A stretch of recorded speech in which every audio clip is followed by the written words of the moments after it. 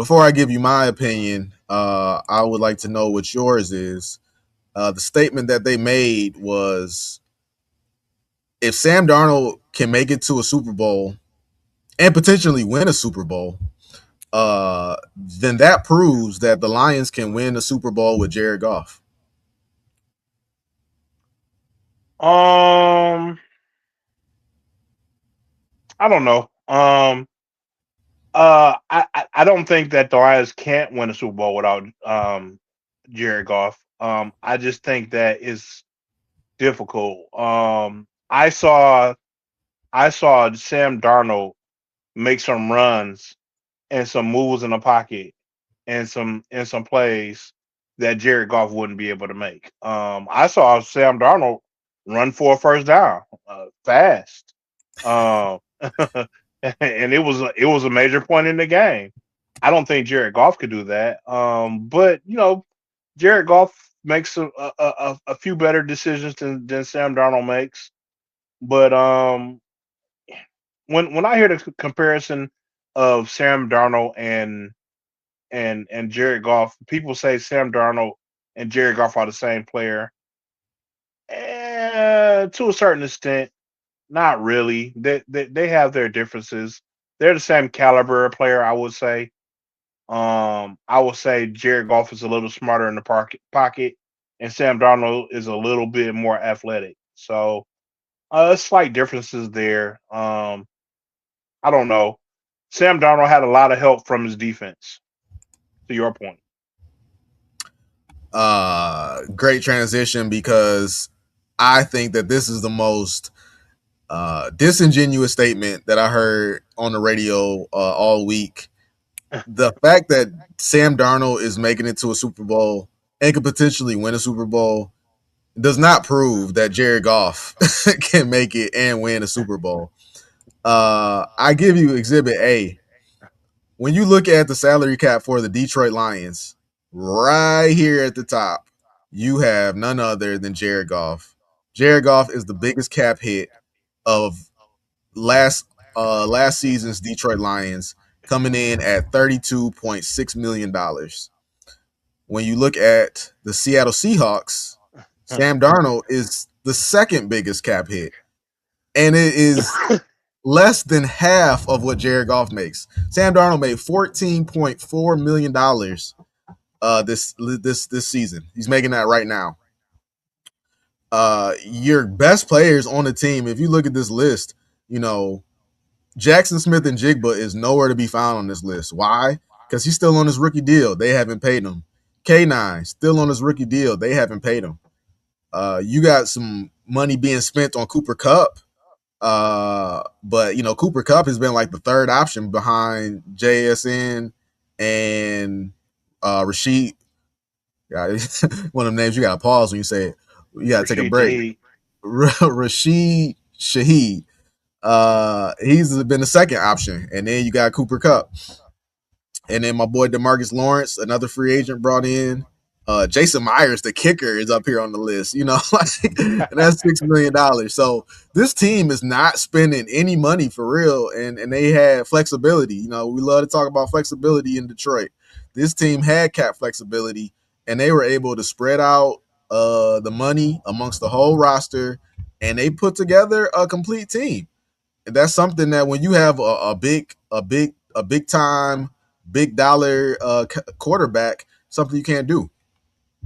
So it sounds like to me that the Seahawks are the Lions the year we made it to the NFC Championship Bowl because I think that Absolutely. a lot of our players were on rookie contracts then. We hadn't signed Jared Goff to his big deal yet. And um if the Seahawks and that was our best window to go and win a Super Bowl. I feel like we hadn't blown that second half lead, and we would absolutely have won Super Bowl that year. But it sounds to me like the Seahawks will have to make some decisions after this year. If the Seahawks win the Super Bowl, do you sign Sam Darnold to a big contract? Are you going to have to sign JSN extend him, give him that big contract now that he's a Super Bowl champion. K9, are you gonna have to extend him? These are Super Bowl guys now. You know what I'm saying? And with that, Super Bowl guys gonna want big contracts. Is 14 million gonna be acceptable for Sam Darnold after he wins the Super Bowl? So, will this be the same team? Will the Seahawks be the same team next year? It's a great question, man, and I can't wait to see what they do because people love to look at things with hindsight. I try not to look at things with hindsight. Quezi Adolfo, whatever his name is, my man for the Minnesota Vikings. They just fired him today, and there's no doubt he got fired because Sam Darnold is going to the Super Bowl, and the Vikings had a horrible season. Now, if Right. It if sucks to be a who Vikings fan. I mean, yeah. But if I'm a Vikings fan, that's what I say. It sucks to be a Vikings fan, but I would not blame the general manager for doing that. If I wanted to blame the general manager, I could blame him because JJ McCarthy sucks. Okay, you could blame him for that. But the idea that he let Sam Darnold walk and you want to be irate about it, it's like nobody, even till now, Sam Darnold is in the Super Bowl and the man still gets no respect. So what? Why would the general manager bring back Sam Darnold when Sam Darnold, no matter what he does, even if he wins the Super Bowl, there will still be people out there that say, "Hey, Sam Darnold didn't deserve that Super Bowl. The defense carried him." That's what's going to happen. Hey, he just kept throwing the JSN. No big deal. Sam Darnold still sucks. So it's like, hey, you want to look back and say they should have kept Sam Darnold. Hey, that's fine, but there was Well, nobody had the foresight to say that Sam Darnold was the answer to the Minnesota Vikings. well, I will say this: Sam Darnold carries a lot of his earlier career with him, even though he did he played really good for the Vikings last year. And I think if the Vikings had kept Sam Darnold, then they would have a better record and they would be a better team than they were this year. Um Now, is Sam Darnold the end all be all? I mean, he's in the Super Bowl and he's had some pretty decent games, but he's also had a lot of 100 game passing yard games this season as well. So I know it's iffy, but I think that you getting rid of your quarterback, I don't know, man. It's you created your own quarterback controversy You did, because you did, be, and because if you were to keep Sam Darnold, then you would have had to trade JJ McCarthy, not knowing what he was. yeah, you're absolutely right. But if you drafted JJ McCarthy, what? Well, I guess you didn't expect Sam Darnold to do that well, Yep, but you Jared Goff syndrome. yeah, but then you're in a conundrum because you drafted your future, but you have a quarterback that took you 14-1, like the second best record in the league. Can you really afford to get rid of him? I don't know. Like you said, it's a conundrum. And you're 100% right. He created it himself, but like you said, he didn't expect Sam Darnold to come in there and set the team on fire. Again, they were in the same position the Lions were in, and where the Lions fell in love with their guy and signed him to a long term contract. The Vikings said, we'll see what else is out there," and it didn't work Well, out for him. I think they both made a mistake in the fact that the Lions signed their guy that they liked to a too long uh no trade contract, and the Vikings didn't sign their guy at all. Like you got to meet somewhere in the middle there. To answer your question, I am very, very interested to see what happens with the Seahawks, especially, which I don't help, which we'll see, but especially if the Vikings, if the Seahawks do not win the Super Bowl, I am very curious to see what they do. Do they extend their running back who they put a lot of miles on in his first 5 years? You got to re-sign JSN. That's not even a question. But Right. Sam Darnold is actually still under contract. He's under contract for the next 2 years, and his cap hit next year is going to double. I don't have it on here, but his cap hit next year is going to double. He's making 13 million this year. He's going to be making more than double. He's going to be making somewhere around 30 million next year, and he will be the highest paid player on that team. So, I mean, yeah, you ride with him because yeah, you just seen what happens, and opposed to how it was in Minnesota, where I don't know, man. I don't know what was different about Minnesota than here, but I guess To put he hasn't had those games like he did against the Lions and the Rams that he had when he was in Minnesota.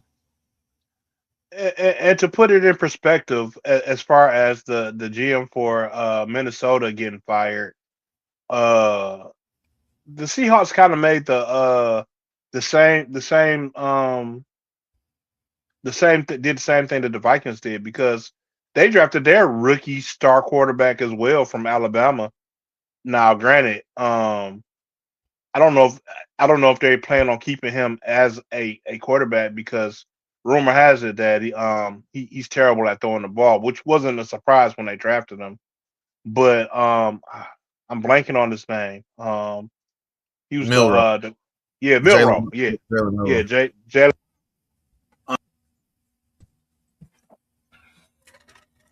Jalen to him to be your star rookie quarterback after Sam Darnold took over. But Sam Darnold once again came in and set the Seahawks on fire because everybody thought this was going to be a rebuilding year. So, what do the Seahawks do with Jason Milrow? You don't got to worry about Milrow. There's not going to be any. Nobody's going to be clamoring to see Milrow out there. Milrow's gonna he might as he's not even Jalen Hurts. When Jalen Hurts came into the league, I thought Jalen Hurts was a great pick, and it only took him a year maybe to develop, maybe 2 years to develop. And once he was ready, they gave him the keys. So Milrow's definitely gonna need another year to try to develop, and you'll see what you'll have by year three. But it doesn't look like he's on any fast track to take the keys to the Seahawks offense. So you just hold on to him, and he's just pretty much an insurance plan. My favorite thing about that I found when I was looking at these stats and whatnot. To your point, man, the that was the 2024 team. They had just such a great opportunity for that to be their year because Jared Goff, I told you whenever we talk about Jared Goff, I always gotta put it out there and admit that hey, this guy is top five in every quarterback statistical measurement, blah blah blah. But QBR, which is pretty much made up stat, but there are people who do value QBR, and lo and behold, Jared Goff is not top five in QBR. Number one is Drake May. You could say what you will for that, but that's a potential MVP. The other potential MVP is Matthew Stafford. He's fourth. There's some other names on this list where I'm like, really? Like Jordan Love being two, some guy named CJ Stroud being 11. That's incredible. But when you go all the way down to the bottom of my list right here, number 18 is Jared Goff at 57.4.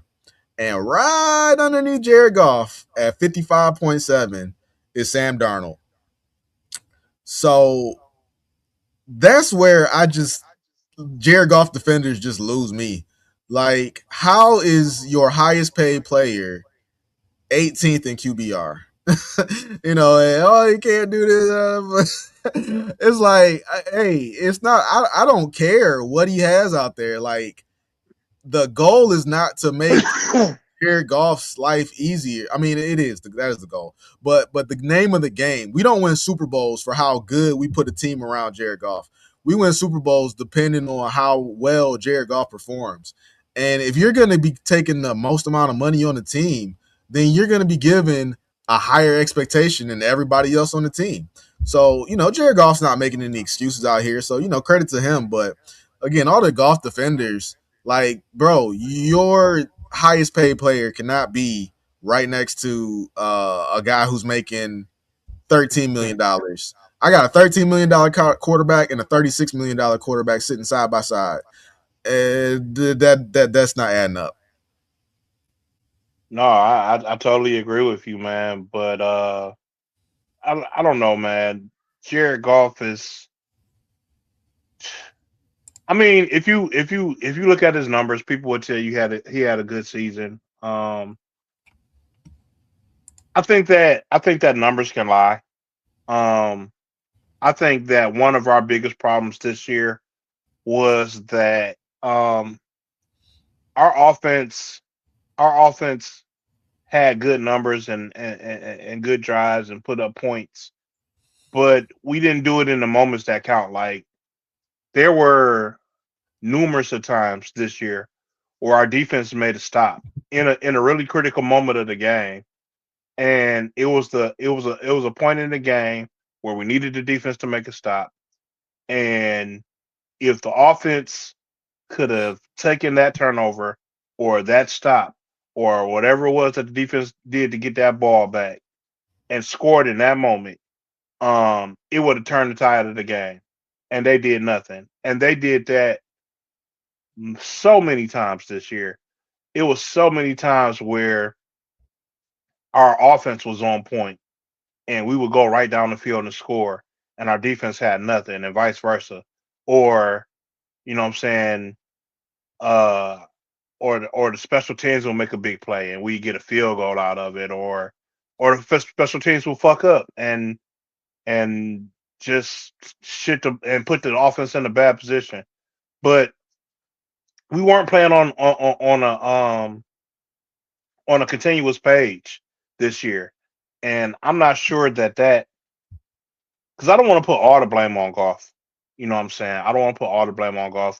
We were playing inconsistent, and but to your point, we need golf to step up in those moments, those clutch moments.